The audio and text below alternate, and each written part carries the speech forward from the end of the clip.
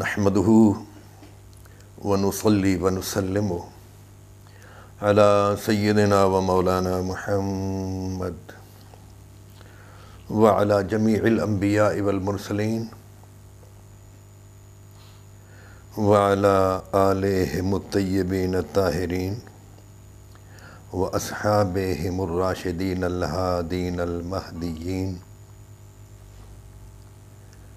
ومن تبعهم بإحسان إلى يوم الدين. أما بعد فأعوذ بالله من الشيطان الرجيم. بسم الله الرحمن الرحيم.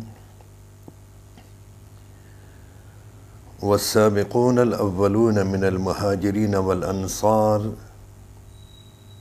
والذين اتبعوهم بإحسان رضي الله عنهم ورضوا عنه وأعد لهم جنات تجري تحتها الأنهار خالدين فيها أبدا ذلك الفوز العظيم. قال النبي صلى الله عليه وسلم في سؤالهم ما أنا عليه وأصحابي أو كما قال صلى الله عليه وآله وسلم. صدق الله العلي العظيم وصدق رسوله النبي الكريم الأمين. اللهم صل على سيدنا ومولانا محمد معدن الجود والكرم وعلى آله وأصحابه وبارك وسلم. معزز و مکرم سامعین و ناظرین، آپ کے سامنے سورۃ التوبہ کی یہ آیت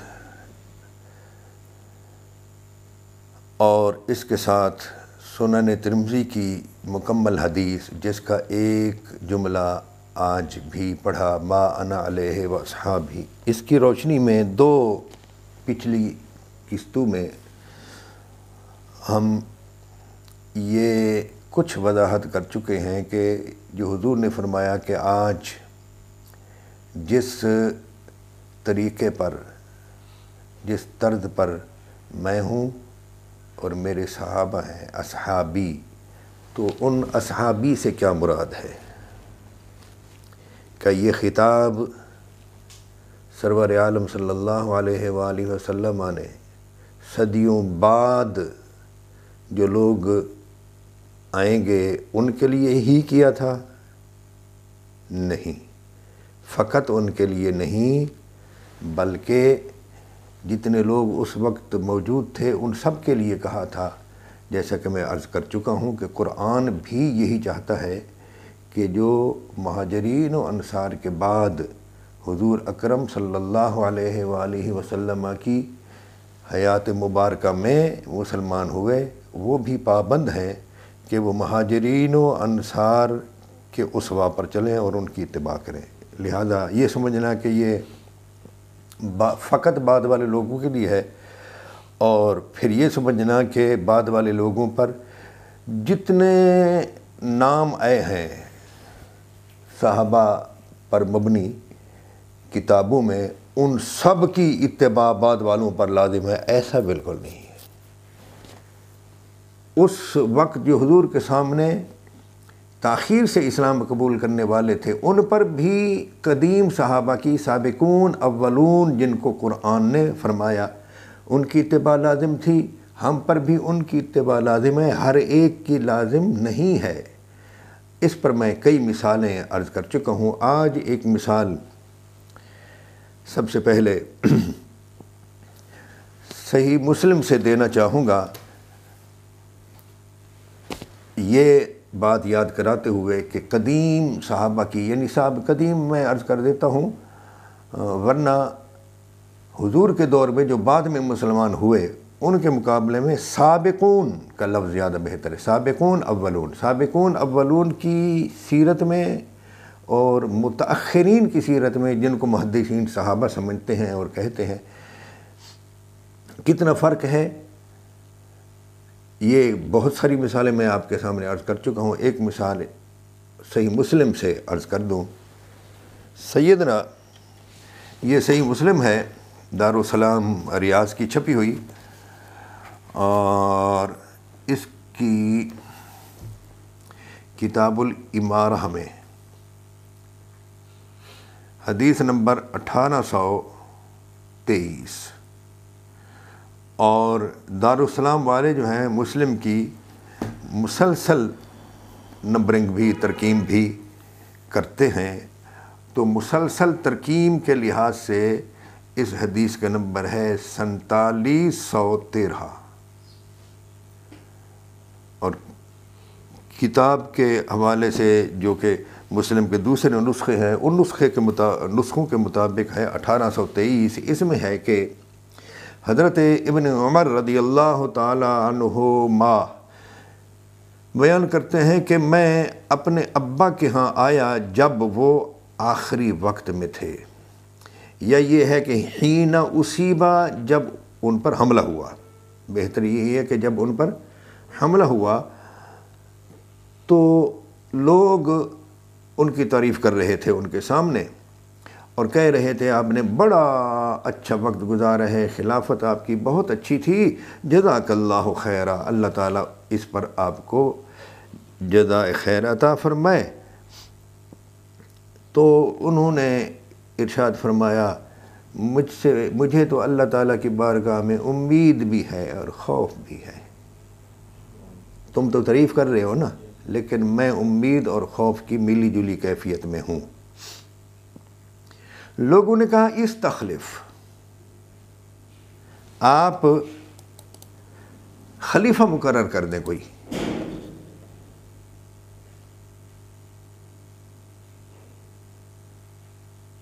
توجہ ہے، استخلف، خلیفہ مقرر فرما دیں۔ تو کیا فرمایا سیدنا عمر بن خطاب رضی اللہ تعالی عنہ نے، اتحملوا امرکم حیا ومیتا، کیا میں تمہارے اس معاملے کا بوجھ جو ہے زندگی میں بھی اٹھاؤں اور بعد از وفات بھی اٹھاؤں؟ یعنی میں اب کسی کو خلیفہ بنا جاؤں تو اس کا بوجھ بھی مجھ پر ہے۔ اچھا، اس پر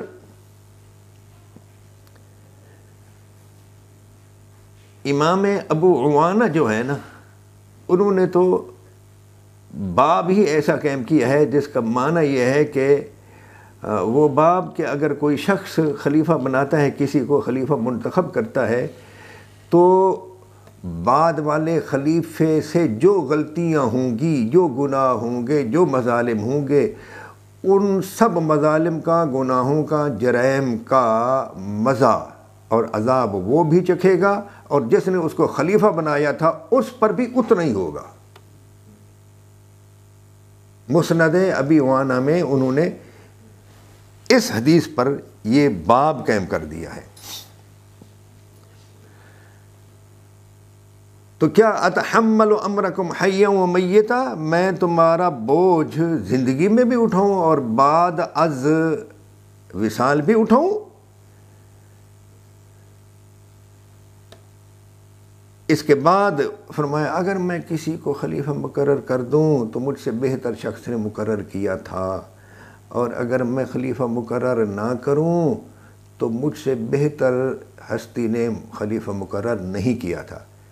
اب ان کا اشارہ کیا تھا؟ جس نے خلیفہ مقرر کیا تھا تو وہ حضرت سیدنا ابوبکر صدیق رضی اللہ تعالیٰ عنہ کی طرف اشارہ ہے، اور جنہوں نے خلیفہ مقرر نہیں فرمایا تھا وہ رسول اللہ صلی اللہ علیہ وآلہ وسلم کی طرف اشارہ ہے۔ لیکن سیدنا فاروق اعظم رضی اللہ تعالیٰ عنہ نے یہ حضرت ابو بکر کی طرف جو قول کیا ہے وہ اس لیے کیا ہے کہ انہوں نے فقط ان کا نام لیا تھا، اپنی ایک رائے حضرت عمر رضی اللہ تعالیٰ عنہ کے لیے شامل کی تھی۔ ایسا نہیں ہے کہ انہوں نے مشورہ نہیں کیا تھا، دوسرے لوگوں کو بلایا نہیں تھا اور فقط اپنے حکم اور آرڈر جاری کر دیا تھا بس میرے بعد عمر ہے، ایسا نہیں ہوا، یہ یاد رکھنا۔ اس کی میں نے بہت زیادہ توضیح اور تحقیق اپنی کتاب الحادیث الموضوعہ فی فضائل معاویہ میں کی ہے، آپ دیکھ سکتے ہیں۔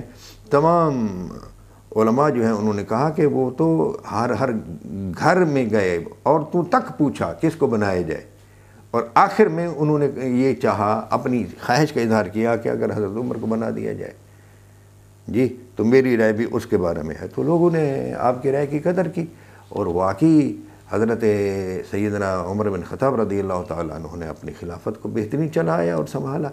تو یہ اس طرف اشارہ ہے، مطلقاً فقط حضرت ابو بکر رضی اللہ تعالیٰ عنہ کے ارشاد سے نہیں بنے، مشورہ شامل تھا، دوسروں کا مشورہ شامل تھا، یہ یاد رکھنا چاہیے۔ یہ جو لوگ، بعض لوگ جو ہے نا لکھ دیتے ہیں، بیان کر دیتے ہیں کہ بھائی فلاں نے اگر اپنے بیٹے کو بنا دیا تو حضرت ابو بکر نے بھی تو بنایا تھا، وہ غلط کہتے ہیں۔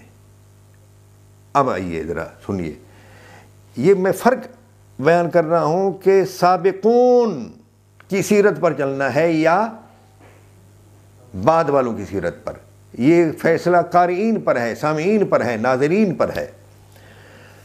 اس سلسلے میں ایک حدیث پاک ہے جس کو امام حیثمی نے، حافظ نور الدین حیثمی نے صحیح کہا ہے کہ اس کے رجال صحیح ہیں، لمبی حدیث ہے، اور اس کے راوی ہیں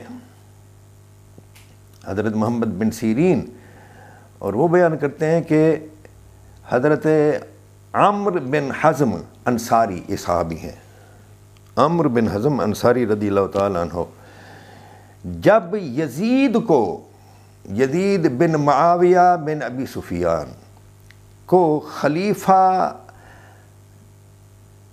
نہیں بلکہ ولی عہد بنایا جا رہا تھا، کیا ولی عہد جب اسے بنایا جا رہا تھا، یعنی کئی سال پہلے بنایا تھا،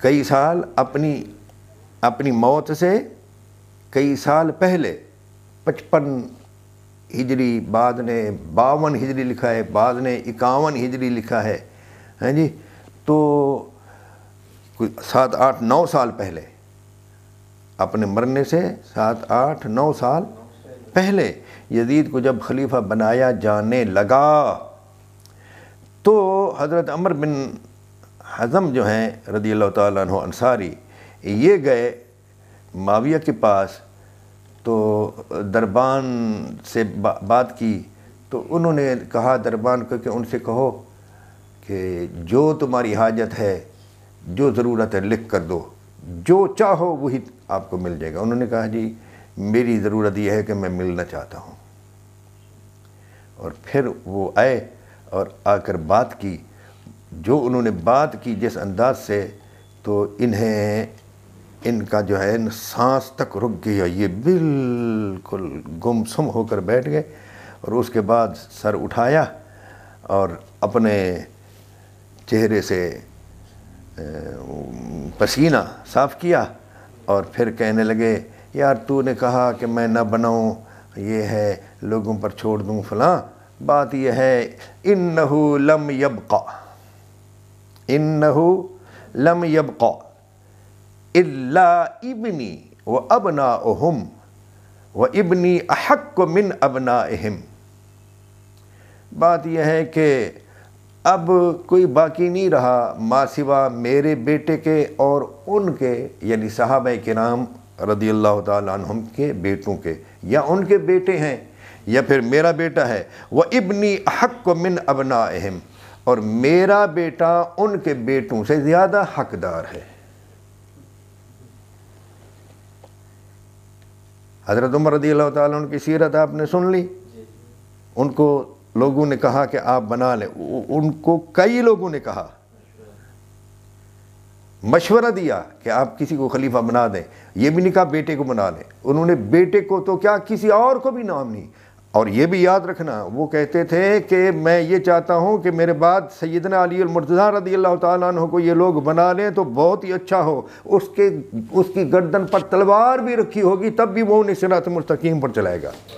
میں نے ایسی حدیثیں بہت ساری اپنی کتاب شرح حسن المطالب فی مناقب علی ابن ابی طالب رضی اللہ عنہما میں درج کی ہیں، تو انہوں نے نہیں بنایا۔ اب آپ یہ اندازہ کریں، انہیں صحابہ عرض کر رہے ہیں اور انہیں ایک صحابی روکنے آیا ہے کہ ہم نے سنا ہے کہ آپ اپنے بیٹے یزید کو بنانے لگے ہیں، آپ ایسا نہ کریں، ایک صحابی روکنے آیا آپ ایسا نہ کریں، ان کو کہا گیا کہ آپ کسی کو بنائیں تو انہوں نے کہا میں نہیں بناتا۔ اچھا یہ بھی یاد رکھا، مولا علی رضی اللہ تعالیٰ عنہ، وہ بھی فاروق اعظم قدیم صحابی ہیں نا، تو مولا علی بھی تو قدیم صحابی ہیں، اور مولا علی ان سے 6 سال پہلے مسلمان ہوئے ہیں۔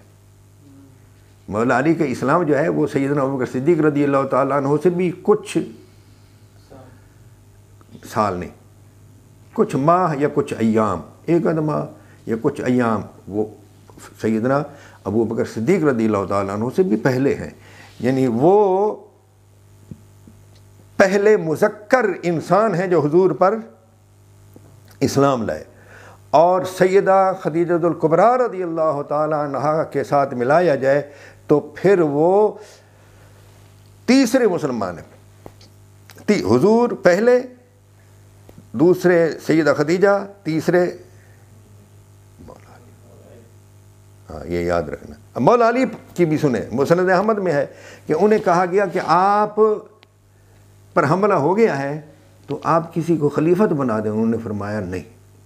تو لوگوں نے کہا کہ اگر آپ نہیں بنائیں گے تو ایک بکری کا چرواہا جو ہے نا وہ بھی کسی کو مقرر کر کے جاتا ہے، تو آپ لوگوں پر کسی کو مقرر نہیں کرتے، کیا جواب دیں گے؟ تو انہوں نے فرمایا میں تم کو اللہ تعالیٰ کے سپرد کر رہا ہوں، اور میں اللہ تعالیٰ کو عرض کروں گا یا اللہ تو نے مجھے ان پر مقرر کیا تھا تو میں انہیں چلاتا رہا ہوں، اور میرے بعد تو ہی ہے سب سے بہتر، تو ہی ان کو چلا اور ان پر جس کو تو چاہے مقرر کر دے۔ یہ ہے قدیم صحابہ، کیا یہ ہے سابقون اولون، اور یہ صاحب ہیں کہ جی ان کے بھی بیٹے ہیں، میرا بھی بیٹا ہے، اور میرا بیٹا احق کو ان سب سے زیادہ حقدار ہے۔ یہ ولی عہدی کی بات ہے، خلیفہ تو ان کا بیٹا ان کے مرنے کے بعد بنا ہے نا، بولیے۔ تو یہ ولی عہدی کئی سال پہلے ہوئی، تو کئی سال جو ولی عہدی ہوئی پہلے، تو اس وقت پتہ ہے کون کون تھے حیات؟ حضرت عبد الرحمن بن ابی بکر، حضرت ابو بکر کے بیٹے، حضرت عبداللہ بن عمر، وہ تو یزید کے خلیفہ بن جانے کے وقت بھی تھے، سیدنا عباس بن عبد المطلب کے بیٹے عبداللہ بن عباس، وہ عبداللہ بن عباس جن کے بارے میں جبریل امین نے کہا تھا کہ یہ آپ کی امت میں قرآن کا بہترین مفسر ہے، وہ عبداللہ بن عباس رضی اللہ تعالیٰ عنہما جن کے بارے میں حضور نے فرمایا تھا کہ اے اللہ اسے دین کی سمجھ دے اور قرآن کی تفسیر سکھا دے، تعویل اور تفسیر سکھا دے، وہ عبداللہ ابن عباس، وہ بھی حیات تھے۔ حضرت سیدنا ابو ہریرہ بھی حیات تھے، یہ یاد رکھنا چاہیے۔ تو اتنے، اور بھی عرض کروں، سیدنا امام عالی مقام امام حسین علیہ السلام بھی حیات تھے، تو اس کا بیٹا جو ہے یہ امام حسین سے افضل ہے، زیادہ حقدار ہے، اس کا بیٹا سیدنا عبداللہ بن عباس سے زیادہ حقدار ہے، حق کو من ابنائہم کہہ رہا ہے۔ بولیے، یہ فرق ہے۔ یہ جو ملا لوگ کہتے ہیں جی ما انا علیہ و اصحابی، بس جس پر میں ہوں اور میرے صحابہ ہیں، ایسا نہیں ہے۔ اصحابی سے مراد سابقون اولون ہے، سب نہیں ہے۔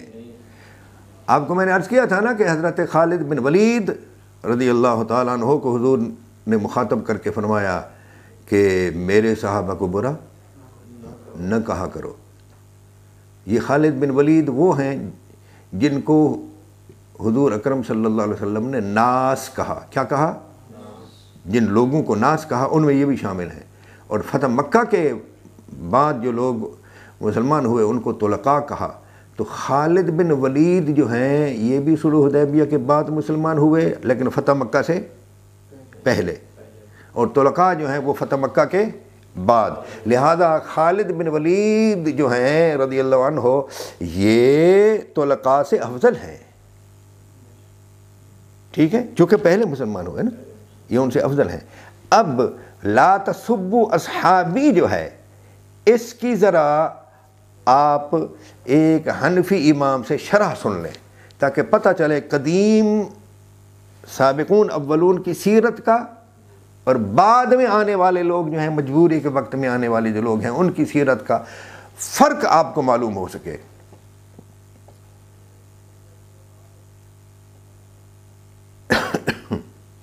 یہ کتاب ہے جی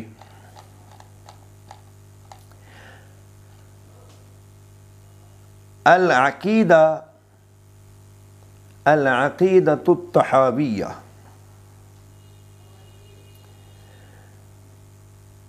اس کی شرح کی ہے شرح العقیدۃ الطحاویہ امام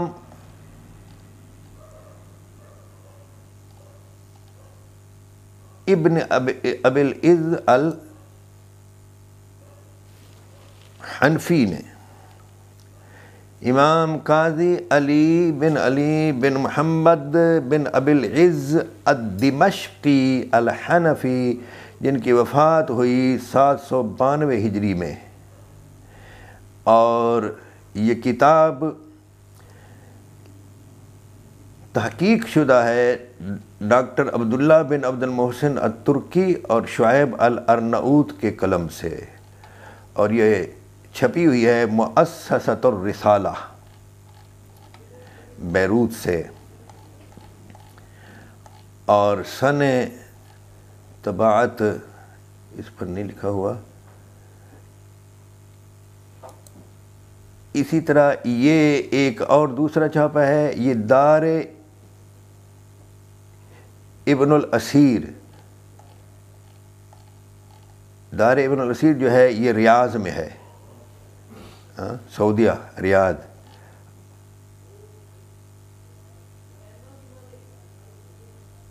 اس کا نام ہے التعلیقات البازیہ علی شرح الطحاویہ۔ اس میں امام ابن ابی العز حنفی رحمۃ اللہ تعالی لکھتے ہیں کہ لا تسبوا اصحابی، جو حضور نے فرمایا تو اس کا معنی کیا ہے؟ وہ فرماتے ہیں فالنبی صلی اللہ علیہ وسلم یقول لخالد ونحوہ، رسول اللہ صلی اللہ علیہ وسلم نے فرمایا حضرت خالد اور ان جیسے لوگوں سے، جو ان کے ساتھ آگے پیچھے جو مسلمان ہوئے نا، سابقون اولون کے علاوہ جو لوگ ہیں، ان کو فرمایا لا تسبوا اصحابی، میرے صحابہ کو برا نہ کہا کرو۔ کیا مطلب؟ کس کو؟ یعنی عبد الرحمن و امثالہ، حضرت عبد الرحمن بن عوف اور ان کے جیسے پہلے لوگ۔ لأن عبد الرحمن و نحوہ ہم السابقون الاولون، کتنے واضح لفظ ہیں، اس لیے کہ عبد الرحمن اور ان کے جیسے جو لوگ ہیں ہم السابقون الاولون، و سابقون اولون ہیں۔ وَهُمُ الَّذِينَ أَسْلَمُوا مِنْ قَبْلِ الْفَتْحِ وَقَاتَلُوا، اور یہ وہ لوگ ہیں جو مسلمان ہوئے صلح حدیبیہ سے پہلے اور جہاد کیا۔ وَهُمْ أَهْلُ بَيْعَةِ الرِّضْوَانِ، یہ جن سے پہلے مسلمان ہوئے وہ کون ہیں؟ وہ بیعت رضوان والے ہیں۔ فَهُمْ أَفْضَلُ وَأَخَصُّ بِصُحْبَتِهِ ممن اسلم بعد بیعت الرضوان، فرمایا یہ افضل ہیں اور زیادہ خاص ہیں صحبت کے لحاظ سے ان لوگوں سے جو بیعت رضوان کے بعد مسلمان ہوئے۔ وَهُمُ الَّذِينَ أَسْلَمُوا بَعْدَ الْحُدَیبِیَّةِ، بیعت رضوان کے بعد جو مسلمان ہوئے وہ کون ہیں؟ یعنی جو حدیبیہ کے بعد۔ وبعد مصالحۃ النبی صلی اللہ علیہ وسلم اہل مکہ تھا، حدیبیہ کا وہ مقام جہاں حضور اکرم صلی اللہ علیہ وسلم نے قریش مکہ کے ساتھ ایک صلح فرمائی تھی۔ تو یہ بیعت رضوان کے بعد جو لوگ مسلمان ہوئے وہ کون ہیں؟ فرماتے ہیں وَمِنْهُمْ خالد بن ولید، ان میں سے ایک خالد بن ولید ہے۔ یہ بیعت رضوان کے بعد فتح مکہ سے پہلے، ذہن میں رہے۔ وَهَؤُلَاءِ أَسْبَقُ مِمَّنْ تَأَخَّرَ إِسْلَامُهُمْ إِلَى فَتْحِ مَكَّةَ، اور یہ حضرت خالد بن ولید اور ان جیسے لوگ جو ہیں یہ ان سے پہلے ہیں جو فتح مکہ کے وقت مسلمان ہوئے، ظاہر ہے۔ وَصُمُّ الطُّلَقَاءَ، فتح مکہ کے وقت مسلمان ہوئے اور ان کا نام پڑا، بولیے، طلقاء۔ اور ان میں کون ہیں؟ منہم ابو سفیان وابناہ یزید و معاویہ۔ وہ جو طلقاء جن کا نام پڑا ان میں سے ابو سفیان بھی ہیں اور ان کے بیٹے یزید اور معاویہ بھی ہیں۔ یہ ایک یزید جو ہے نا ایک معاویہ کا بھائی تھا اور ایک یزید معاویہ کا بیٹا تھا، یہ یاد رکھنا۔ والمقصود، یہ غور طلب بات ہے اگلی جو ہے، کتنا واضح کی ہے۔ والمقصود انہ نہا من لہ صحبۃ اخری، خلاصہ یہ ہے، مقصد یہ ہے کہ نبی کریم صلی اللہ علیہ وسلم نے ان لوگوں کو منع فرمایا ہے لا تسبوا اصحابی فرما کر جن کی صحبت مؤخر ہے، جو بعد میں آئے، ان یسب من لہ صحبۃ اولا، کہ وہ ان کو برا کہیں جن کی صحبت پہلے ہے، یعنی حضور نے منع کیا ہے بعد میں آنے والے لوگوں کو جنہوں نے کم صحبت حاصل کی کہ وہ برا کہیں ان کو جو پہلے صحابی ہیں، سابقین ہیں۔ لِامْتِيَاذِهِمْ عَنْهُمْ مِنَ الصُّحْبَةِ، اس لیے کہ یہ جو بعد والے ہیں یہ پہلے والوں کے ساتھ شامل نہیں رہ سکتے، اور ان کا ان کے ساتھ شامل ہونا بما لا يمكن ان يشركوهم فيه، ممکن ہی نہیں کہ یہ ان کی فضیلت میں شامل ہو سکے، ممکن ہی نہیں۔ تو یہ ہے سابقین کا اور متأخرین کا فرق۔